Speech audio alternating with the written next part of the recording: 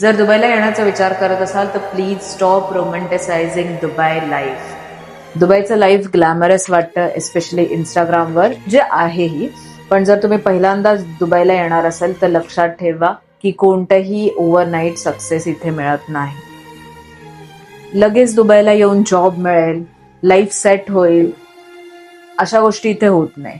दुसरी गोष्ट म्हणजे की दुबई इतकं ग्लॅमरस आहे की अनफॉर्च्युनेटली तुम्ही सबकॉन्शियसली तुमचं लाईफ दुबईतल्या इतर लोकांशी कम्पेअर करायला लागता, विच इज रॉंग. कारण दुबईमध्ये कोणीही सक्सेस ओव्हरनाईट मिळवलेला नाहीये.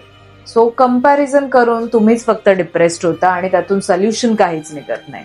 म्हणून मला इतक्यांदा लोक इंस्टाग्रामवर मेसेज करतात आणि त्यांच्या बोलण्यातून हे नेहमी जाणवतं की त्यांना असं वाटतं की दुबईमध्ये आल्यानंतर त्यांच्या लाईफचे सगळे प्रॉब्लेम सॉर्ट आउट होणार आहे. अर्थात होतील, but you have to keep in mind की त्यासाठीही तुम्हाला कष्ट तेवढेच करायला लागणार आहे.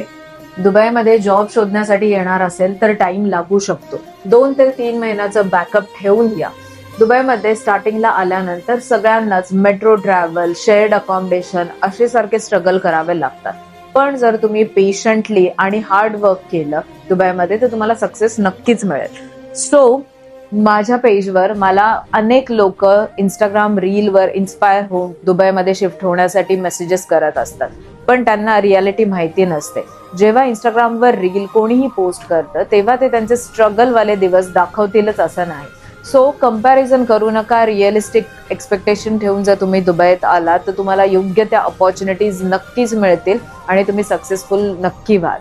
ही रील तुम्ही तुमच्या त्या मित्राला पाठवा जो फक्त दुबई ब्लिंग बघून दुबईला शिफ्ट होण्याचा विचार करतोय आणि त्याचे रिअलिस्टिक एक्सपेक्टेशन नाहीये.